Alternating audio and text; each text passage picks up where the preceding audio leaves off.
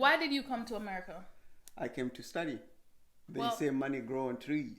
in So America. I was coming to see if money still grow on trees. You when was I coming get to there. see money growing on trees in America? Yeah. I was hopeful that I'm in America. Now, the possibilities are endless. Basically, you're going to make it. You're going to go to New York City. You're going to dance. You're going to act. You're going to do something.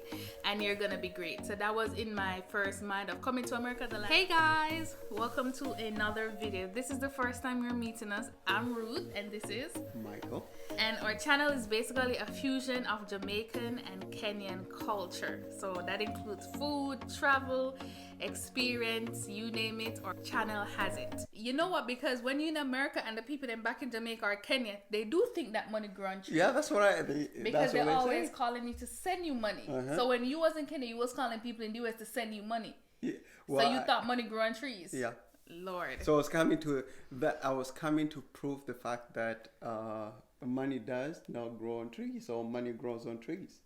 So it was a hypothesis that I had to come to prove if it's true or not. I landed in BWI, Baltimore. So I was waiting to see all these skyscrapers and just experience what America is known for, because all I knew America was New York.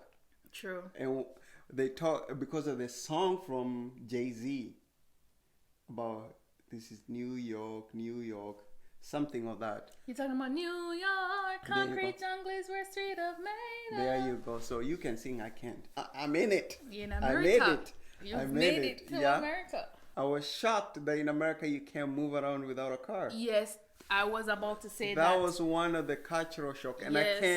I can't, like in Kenya, you just walk out to the road and you just take a matatu and you go wherever Take you a want. taxi in Jamaica, you're gone. So here the bus is Yeah. going by hours. So if you take the bus, you're going to be there forever. So in America, if you're gonna walk, you are going to walk. Not like Jamaica where you'll a taxi one hour already or whatever. You know, have them something there, America. In Baltimore, it's not that there is no, if you don't leave by the main bus routes, you have to walk to a place where there is a bus route, or else wait for your bus, which comes like so it's every not 20 accessible. minutes. It's so accessible. Like in Kenya, you just step out there, you walk on the road, so the bus man them. Nairobi, Kisumu. In Jamaica, Alphachi, don't get on, me pen. You don't see that, so it's not accessible. And nobody is doing customer service. I think that was a shock, because I was expecting, I'm used to being pampered to get into a matatu. I think one of the downfalls of coming to a foreign land is not being able to be a true self. Yes. You have to like step back and you have to put on this facade that you're not. Like coming to America, you can't go in the stores and you can't talk like how we talk in Jamaica. So you go in there like, hello, yes ma'am, can I have to this so and okay. But in Jamaica, you're like, wanna have, it tastes good, me no want it. You can, and in Kenya you can just be a true self. But in America you can't. For us who are foreigners, or even here in Germany, we can't be our true self. And that is sad. I think one of the another culture shocks for me. How about the gas station? The gas station, in Kenya, when you pull up at the gas station, they pump your gas. They pump your gas. Yeah. So I pull up to this gas station, and I was sitting in the car waiting for somebody to pump up my gas. And my cousin is like, no, you have to go out and pump. And before you have to pay first, unless you're paying by card.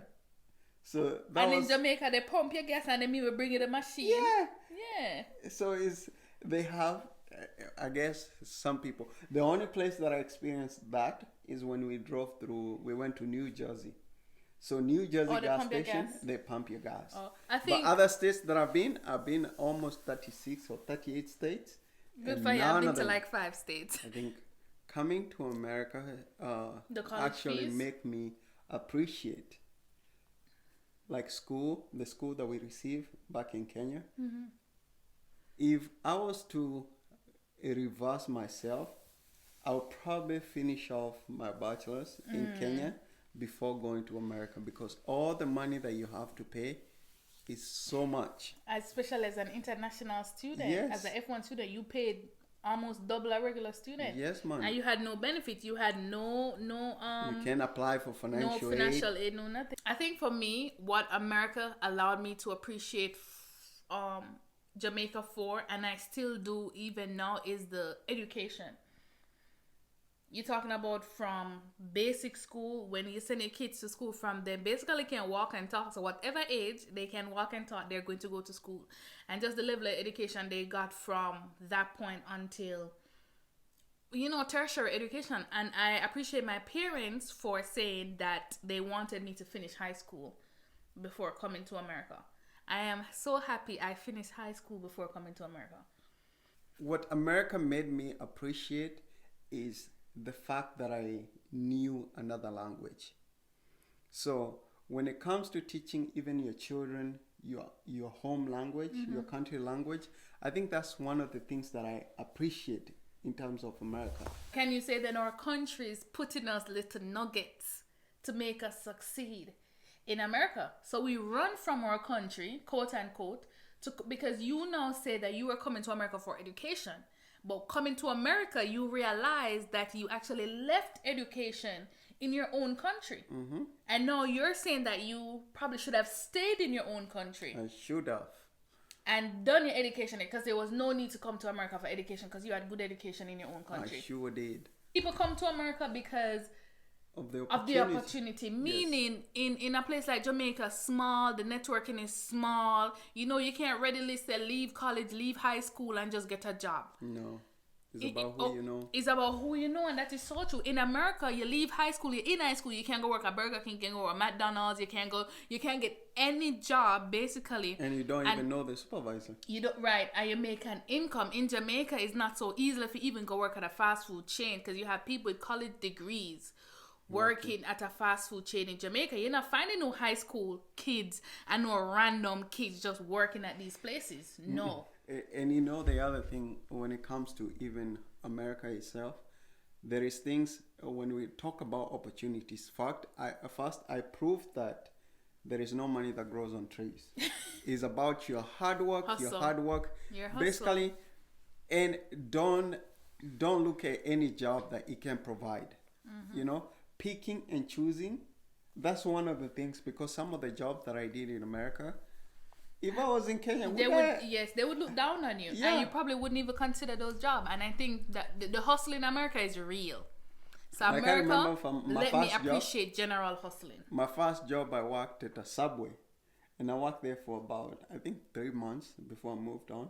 And who could have thought in Kenya I would work at a Subway restaurant? You wouldn't. I mean, in Jamaica, before I came to America, straight out of high school, about to go in university, but I didn't go into university, so I went to a jewelry store and I worked for a jeweler. And at one point, my high school teacher came in and she was like, "Ruth." I didn't expect you working in a jewelry. Ruth, what are you doing here?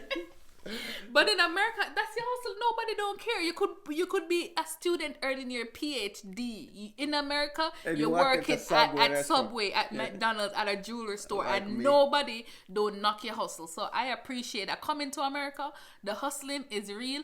And coming to America, nobody is going to knock your hustle. Your hustle is your hustle. That's for sure. And I appreciate that about America. So America, big up on yourself, the land of hustling. So I would not say America. Of the free. I would not say America is the land of opportunity. America is the land of hustle.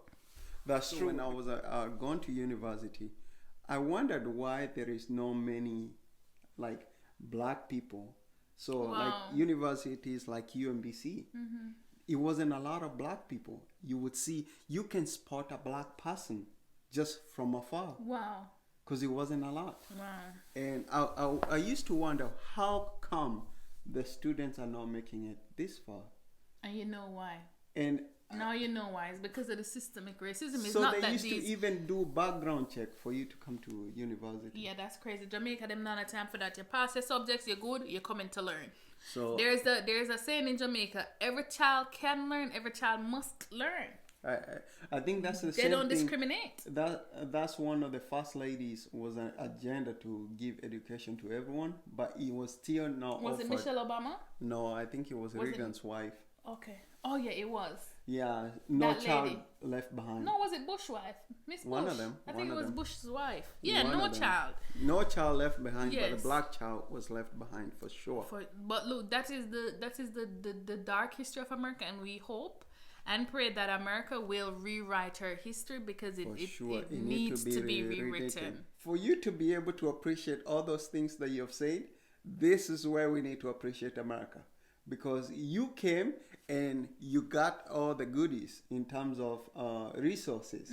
And now you want to go back. You made a good point. You said I left Jamaica to go to America, and now because I left Jamaica and I come into America, now I've gained resources that I can go back to my country. I would like to say this. In Jamaica, it is not that the resources are not there. It's just that it's a tougher fight to get to them. And looking back now, I think that I have it in me. If I had it to be that I could have stayed in my country and I could have fought and I could have made it and I could have been successful. It's just that the burden would have been heavier. Well, and we weren't taught in our country to stay and fight. In your country, you're taught to go elsewhere, go migrate, go foreign. If you go foreign, your life is going to be better. So a value that I would add to my country now is going back and telling the young people them stay on the yard and fight for what to have, because I have everything there. In Africa, there's everything there. Everything you is know, there, say the education is there.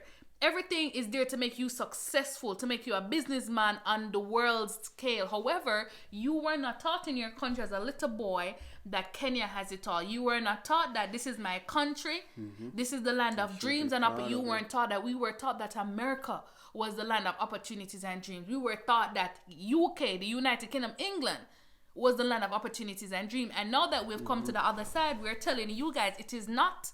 Your own country is, and if you stay in your country and you fight that fight, you will be successful. Yes. And it's for us to go back to our country and build up our country. Yes. And tell these young people that enough leave and enough go foreign. With coming to America, looking and that's why foreigners come to your country and enjoy and love Kenya so much. Look at Naomi Campbell. Naomi Campbell is a foreigner who is now the ambassador for your country's tourism. That's true. It is not a fellow Kenyan who is bigging up Kenya, who is putting Kenya on the forefront to say, come Kenya, come travel Kenya, come to the safari, come to the wilderness migration. It is Naomi Campbell, a British. Yes, she's of black descent. Naomi Campbell, big up yourself. However, she is a foreigner on paper who is now ambassador of your country's tourism. That is upside down. Coming to America.